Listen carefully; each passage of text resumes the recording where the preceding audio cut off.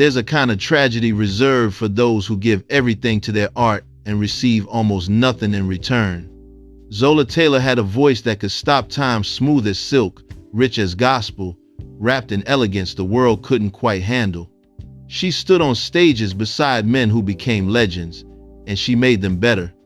Yet when she left this earth on April 30th, 2007, most of the world didn't even notice. Pneumonia took her quietly in a Riverside hospital at age 69, following a stroke that had already stolen some of her strength. How does someone so vital become so invisible? That's the question that haunts her story. And if you've ever felt overlooked, misunderstood, or forgotten, you're going to feel every word of what comes next. If uncovering hidden legends like this moves you, make sure you subscribe to Legends Underrated, because stories like Zola's deserve to be told. She was born on March 17, 1938 in Los Angeles, a time when opportunity for a young black girl was a whisper, not a promise. The city wasn't the glittering dream factory it pretended to be, not for everyone. For Zola, it was gospel choirs on Sunday mornings, hand-me-down dresses, and a family that survived on love and faith when money ran thin. But even as a child, she had something undeniable.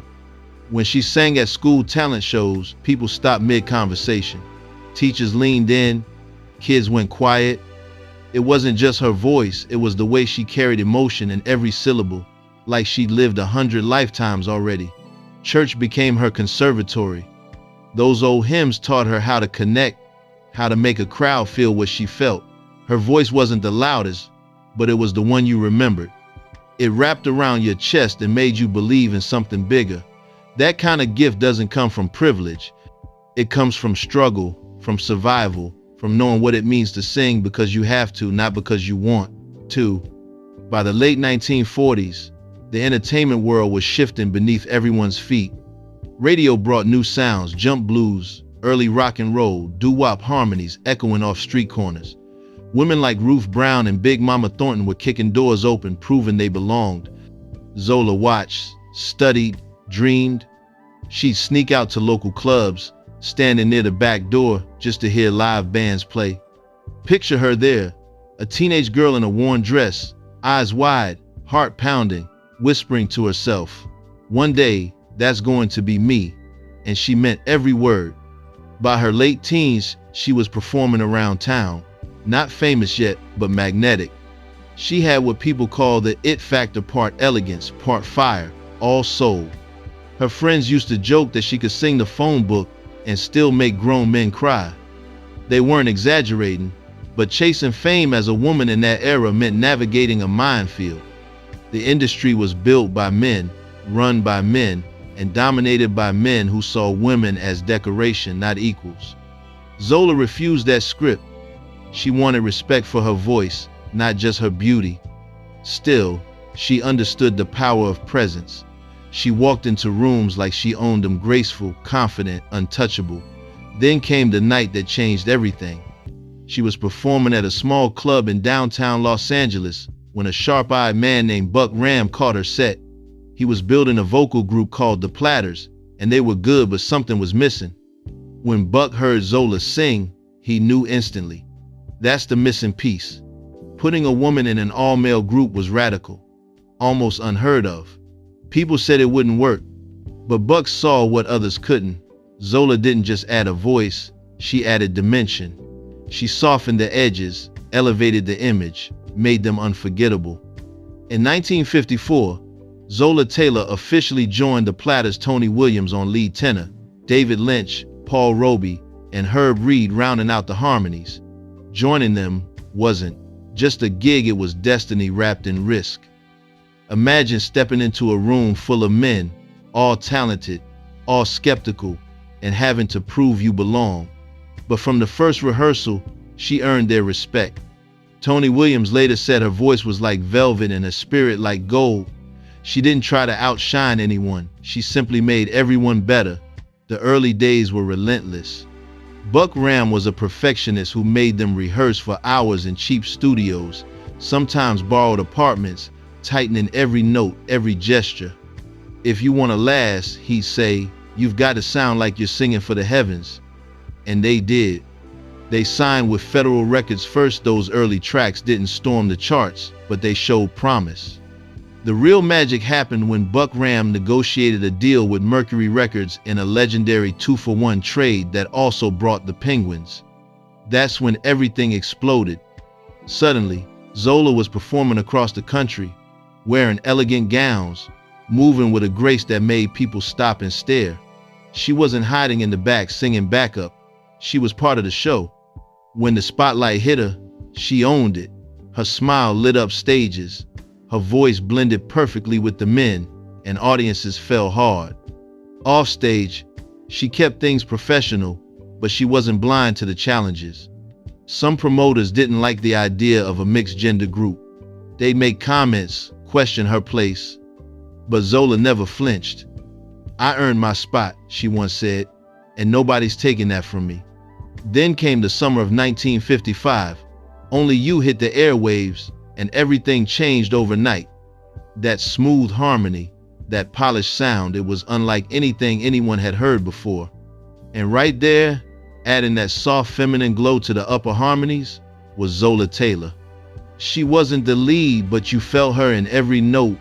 Her tone balanced Tony Williams' soaring tenor perfectly. She made the music breathe. Legend has it that after recording Only You, Buck Ram disappeared into a hotel bathroom and emerged with another song scribbled on paper. That song was The Great Pretender. Released in November 1955, it shot straight to #1. A monster hit that turned the Platters into global superstars. They weren't playing small clubs anymore. They were on national television, touring internationally, appearing in the 1956 film Rock Around the Clock. Every time Zola walked on stage in her shimmering gown, people couldn't look away. She was classy, elegant, confident, the image of 50s glamour. She represented black excellence in an industry that didn't always want to see it. Audiences loved how polished the Platters looked. The men in sharp tuxedos, Zola in her flowing gowns, they carried themselves like royalty. While most doo-wop groups leaned into street charm, the Platters chose sophistication. They gave young black America something to be proud of. And that was no small thing. Stories like these are why I built Legends Underrated. Make sure to subscribe for more untold tales that shape music history. Behind the scenes though, it was relentless work. Constant touring, endless rehearsals, long nights in the studio. The industry wasn't gentle, and being the only woman came with its own pressures. Zola had to navigate egos, gossip, and all the assumptions people made about her. But she handled it like a professional. Never messy, never loud, just focused and graceful. Her friendship with Tony Williams deepened during this time. They had mutual respect built from long hours on the road. When Tony's high tenor soared and Zola's harmonies wrapped around his voice, it was pure soul. By the late 1950s, the Platters had become one of the biggest vocal groups in the world. Smoke Gets in Your Eyes, Twilight Time, My Prayer, timeless records that crossed over to white audiences, breaking racial barriers. And Zola stood right there in the center of it all, proving that talent has no boundaries. Television shows wanted them. Hollywood parties invited them. They were rubbing shoulders with movie stars and politicians. For a black group in the 50s, that was groundbreaking. They shattered barriers with style, and Zola loved every moment. She carried herself like royalty because she'd earned it. But fame has a strange way of introducing you to people you never expected to meet. Around this time, Zola crossed paths with a young man who was just as talented and just as troubled. His name was Frankie Lymon. He was the teenage sensation behind Why Do Fools Fall in Love, the kid who could make a crowd go wild with just one grin. He was charming, unpredictable, and reckless. Zola was in her 20s, wiser, already a star in her own right. But somehow, this wild boy caught her attention. At first it seemed harmless. Two artists, two worlds colliding. They run into each other at shows, award ceremonies, studio sessions. Frankie was fascinated by her, the class, the maturity, the calm confidence, and Zola saw something in him too. Maybe a bit of herself from years before, hungry for success, craving love in a cutthroat business. Their connection grew fast. They laughed, shared stories about the industry, about the crush and pressure of fame. Frankie was still a teenager, but fame had aged him.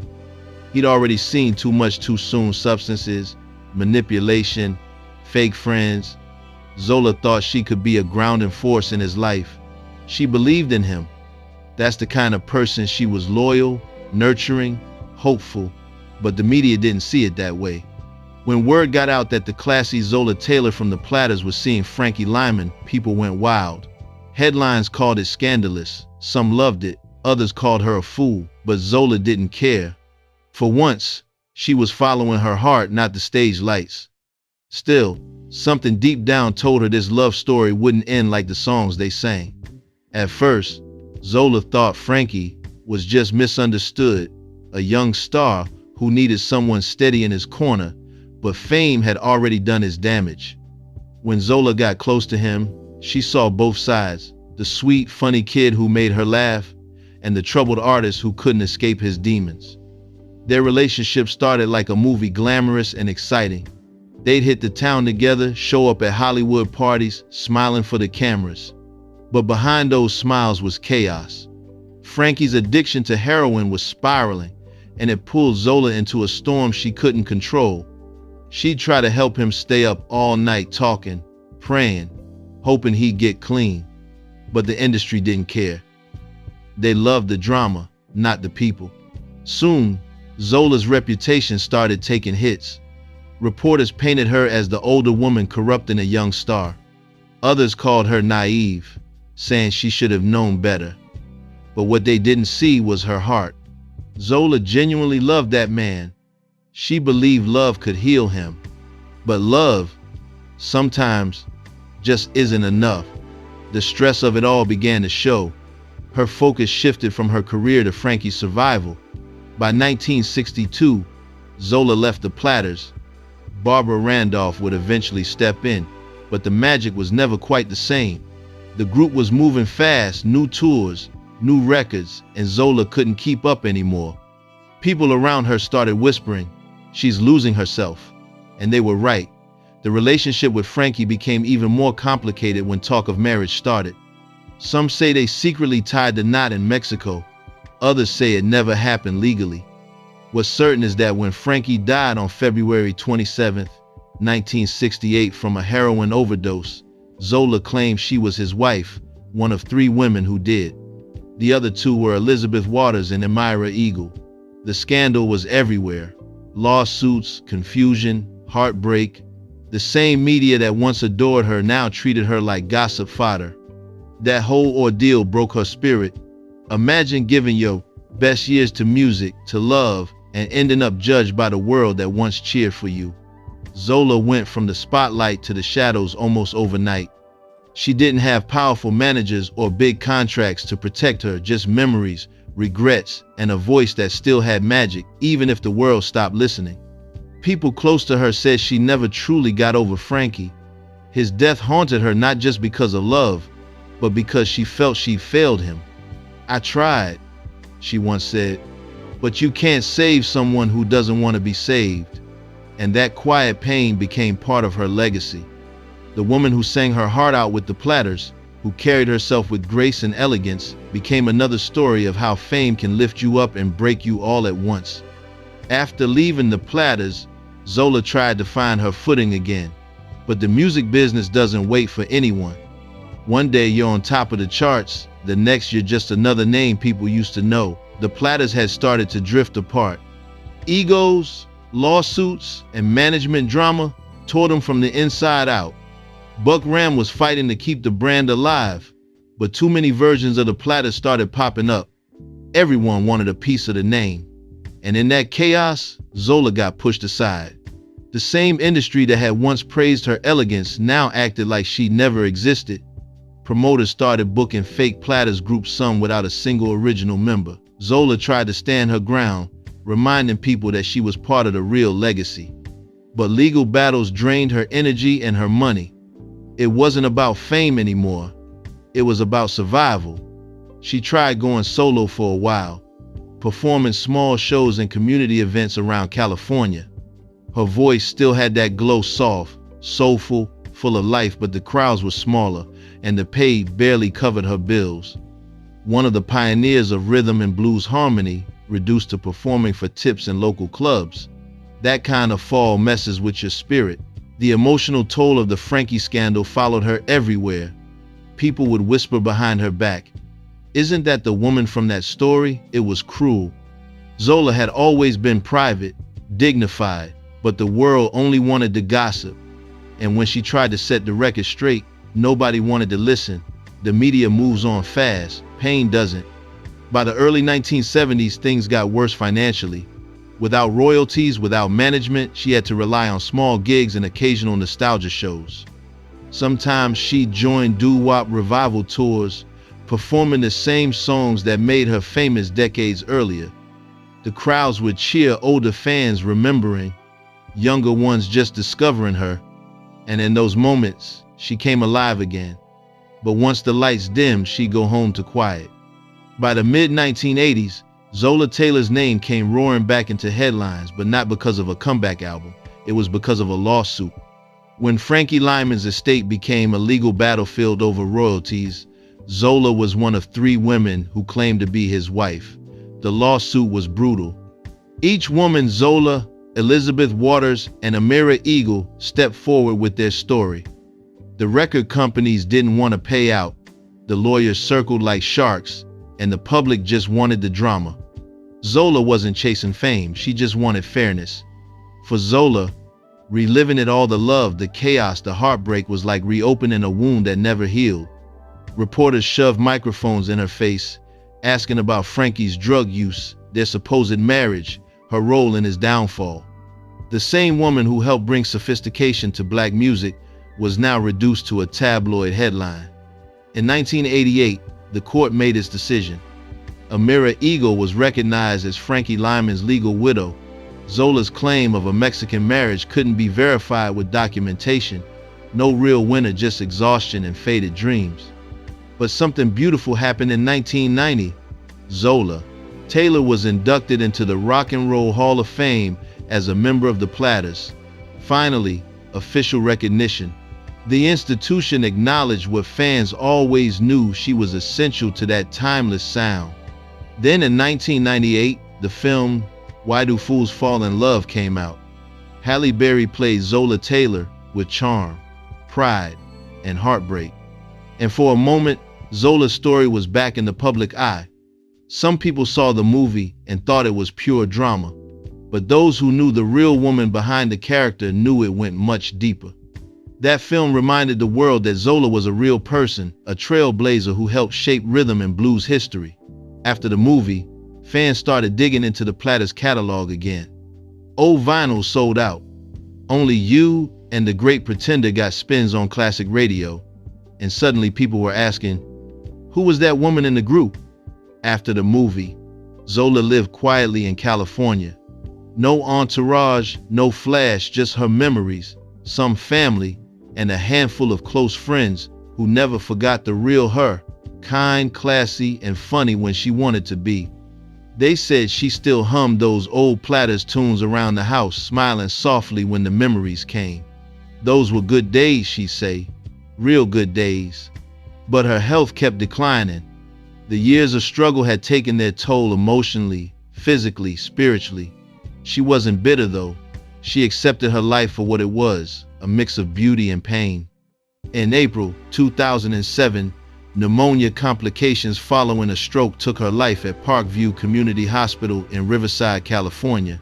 She was 69 years old. There were no flashing lights, no front page headlines, just a few heartfelt obituaries from people who remembered her voice, her grace, and her contribution to music. And that's the saddest part. A woman who helped shape the sound of an era, who broke barriers and inspired countless singers, left this world with barely a whisper. But YouTube changed everything. When fans started uploading old footage of the Platters, younger generations saw Zola in her prime, radiant, poised, commanding every bit of attention without saying a word. In the comment sections, you'll find people calling her classy, timeless, the real deal. That's the beautiful part of the internet. It gives legends like her a second life. Even now, artists and historians talk about how she helped redefine what it meant to be a woman in entertainment. Before Zola, it was rare for a woman to stand next to male stars as an equal. She didn't fade into the background. She elevated the group's entire image. Her contribution was specific and irreplaceable. She smoothed the upper harmonies, brought visual elegance that made the Platters crossover friendly, and showed the world that sophistication had a home in rhythm and blues. That's why modern music owes her a quiet debt, because she made it normal for women to share that spotlight. Music historians now recognize her among the early female pioneers who changed the face of pop and rhythm and blues. The 1990 Rock and Roll Hall of Fame induction was just the beginning of her rediscovery. YouTube archives, documentary tributes, and online fan communities keep her memory alive. Every few years, new tributes pop up. Rest in peace, Zola. The Platters wouldn't be the Platters without her. And they're right. Zola Taylor might have been underrated in her lifetime, but the world's catching up now. Her elegance, her resilience, her voice, they're all part of the foundation that built rhythm and blues. She didn't chase the fame, she chased the art. And in the end, that's what lasts. This twist shocked the world, and if you never want to miss stories like this, subscribe to Legends Underrated today. She had the voice of an angel. That's how people always described her. And now, looking back, it feels almost poetic. Zola Taylor's life was a mix of beauty and pain, just like the songs she helped bring to life. From a little girl singing in church to standing center stage with one of the greatest groups of all time, she lived a story most could only dream about. But fame, as she learned, isn't always a blessing. It shines bright, then it burns. When you think about it, her journey was bigger than music. Zola represented strength wrapped in grace. She broke barriers without waving a flag about it. She didn't demand the spotlight, she earned it. And even when the world turned its back, she never stopped carrying herself with that same quiet dignity. She showed that being a woman in a man's world didn't mean shrinking, it meant shining differently. Sometimes, I wonder if she knew how much she meant to people, if she ever realized how many young singers looked at her and saw possibility. Because that's the thing about legends, they don't always get to see the impact they've made. But it's there in every harmony, every soulful note that carries a bit of her energy. Her life was far from perfect. It had highs that touched the stars and lows that nearly broke her. Yet through it all, Zola stayed real. She never faked who she was to fit the industry mold. She was authentic before authenticity became cool. And that's why, decades later, people still talk about her with respect, not pity. Zola Taylor's story reminds us that being underrated doesn't mean forgotten. It means the world didn't clap loud enough, but time will, and time has. Fame fades, but soul like hers, that never dies. Zola Taylor may not have left behind mansions or millions, but what she did leave was something far more powerful, a legacy. Every time Only You or The Great Pretender plays, she's right there in those notes. That soft harmony, that gentle grace that made the Platters more than just a group. She made them a symbol of class, of timeless beauty, of unity through music. When you look at the pictures from back then, the gowns, the tuxedos, the way she carried herself, you see someone who believed in what she represented. She wasn't chasing fame. She was protecting art. She gave her voice to something bigger than herself. And that's what legends do. It's wild to think how someone so important could be so overlooked for so long. But that's the cruel part of history. It forgets the quiet ones first. Yet here we are, decades later, still saying her name, still telling her story, still giving her the flowers she never got while she was here, because Zola earned them. Every single one. She lived through heartbreak, loss, and injustice. But she never lost her light. Even when the spotlight moved on, her glow didn't fade. It just became something deeper, something spiritual. And maybe that's the lesson her story leaves us with. Greatness doesn't always come with applause. Sometimes it's found in how you carry yourself when no one's watching. So here's to Zola Taylor, the woman who sang with soul, loved with heart, and lived with grace. Her story isn't just about what she lost, it's about what she gave. The world might have forgotten for a while, but the music didn't. The music never forgets. What do you think would have happened if Zola had received the support and recognition she deserved during her lifetime? Would the Platters story have unfolded differently? Drop your thoughts in the comments. I'd love to hear your perspective on her incredible journey.